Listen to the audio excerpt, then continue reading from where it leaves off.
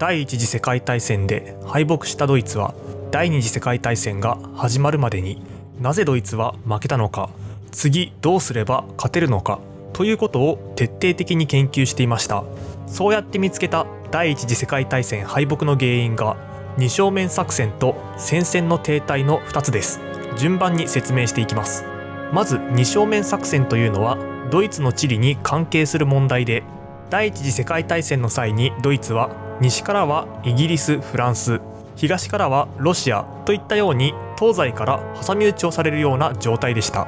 2つの方向が正面になるから二正面作戦です。このせいでドイツは東西に兵力が分散してしまい、結果的に敵を打ち破ることができなかったため、二正面作戦こそドイツが負けた原因の一つだと考えたのです。こうなると当然ドイツは次の戦いでは二正面作戦を避けなければならないと考えます。こうしてドイツは長年の宿敵だったソ連と条約を結び、西側に集中できる状況を作ろうとしました。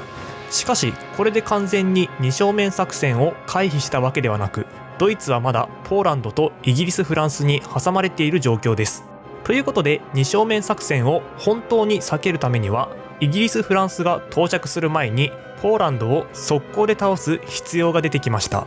次にもう一つの理由である戦線の停滞についてですが、こちらは塹壕戦が原因でした。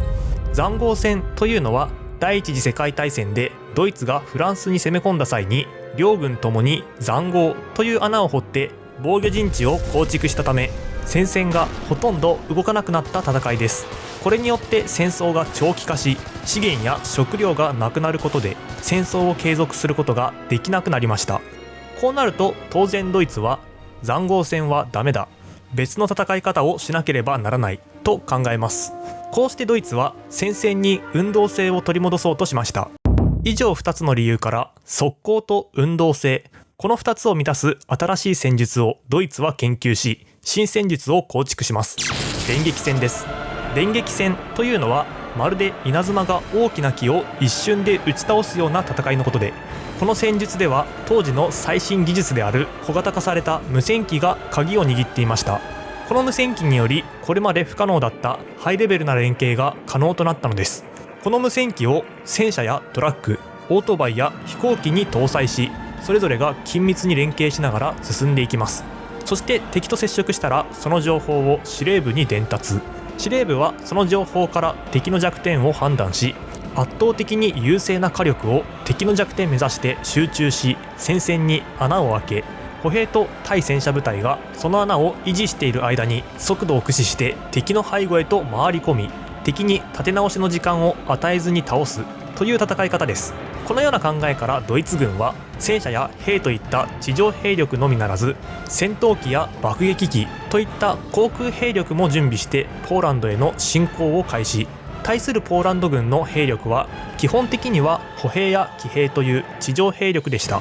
一応ポーランド軍にも航空機や戦車、装甲車がありましたが、それらは旧式で小型のものだったし、戦いが始まってすぐにドイツ軍がポーランドの飛行場を爆撃したため、大半が出撃することはできなかったのです。こうしてドイツ軍は圧倒的に優勢な中、北と南からポーランドに攻め込んでいきます。戦略や兵力など全てにおいて不利だったポーランドは、他の国からの援軍を頼みに持久戦に持ち込むことしかできず崩壊。ドイツ軍はやすやすとポーランドへの侵攻を続けていきます。こうしてポーランドは東へと追い詰められていき、南北から挟み撃ちをするようにして攻撃したドイツ軍が兵力を分断。ついにポーランドは数カ所で孤立して包囲された状態になってしまいました。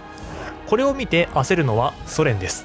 ドイツ軍の進撃が早すぎる。うかうかしていると分け前がもらえなくなる。そう考えたソ連は東側からポーランドへの侵攻を開始。この頃のポーランド軍は軍勢をドイツに対抗するため西に集めていたため、東でソ連に対抗する軍勢はほとんどいませんでした。それどころかソ連軍がポーランド領内に入った時には、ソ連軍が助けに来てくれたと勘違いする兵もいたらしく、その期待が間違っていたと気づいたポーランド政府はとうとうルーマニアへと亡命していきます。こうしてポーランドは政府も最高指揮官もいない状態で絶望的な抵抗が続いていくのです。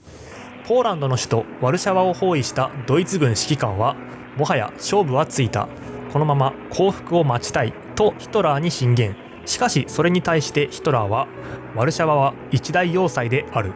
爆撃機と大砲によって破壊せよと命じました。こうしてワルシャワは徹底的に破壊され、4日間の攻撃の後、ポーランド軍は降伏。わずか1ヶ月でドイツ軍はポーランドを屈服させることに成功し、二正面作戦を回避することができました。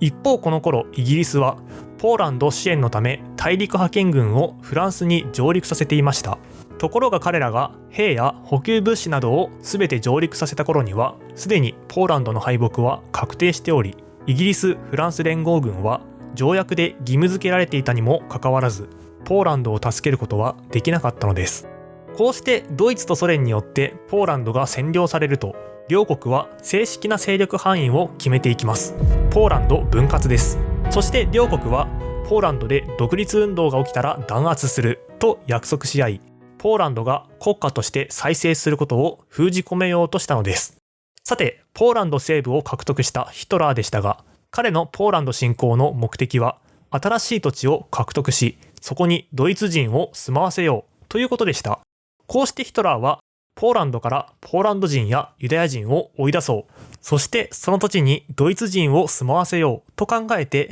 民族移住政策を実施していきます。ということでヒトラーはこの民族移住政策の全権をヒトラーのボディーガードである親衛隊の長官でドイツ警察と保安機構のトップでもある人物ヒムラーに与えます。こうして行われるようになった民族移住政策は、ドイツの権益下にあるソ連国民をソ連領内に移住させる代わりに、ソ連の権益下にあるドイツ人をドイツ領内に帰還させるというものでした。そのためにドイツは準備に取り掛かります。まずポーランド総督府という統治機関を新しく作り、かつてポーランドだった地域の一部を総督府の直轄地とします。そしてそれ以外の部分をドイツ領に編入しましたが、そこには当然ポーランド人やユダヤ人が住んでいます。ということで彼らに対して、お前たちはここから出ていけ、その際に家具などは置いていけと伝えて強制退去を実施。ポーランド総督府の直轄領へと移送していきました。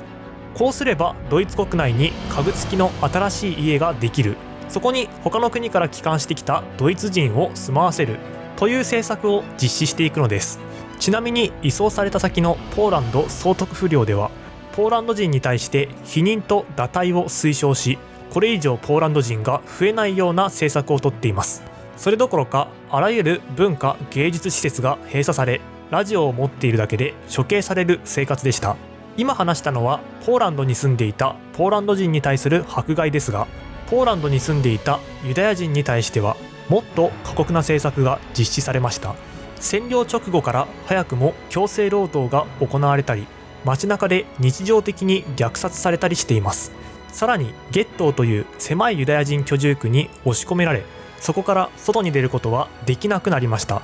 しかもゲットーの中で配られる食料は1日1人当たり184カロリーという少なさで、これはおにぎり1個分にしかならない量です。つまり食事を制限することでユダヤ人たちを餓死させようという政策が行われていたのです。こうしてポーランドにいたユダヤ人の死亡率は約16倍に跳ね上がり、彼らは生きる権利を奪われていきます。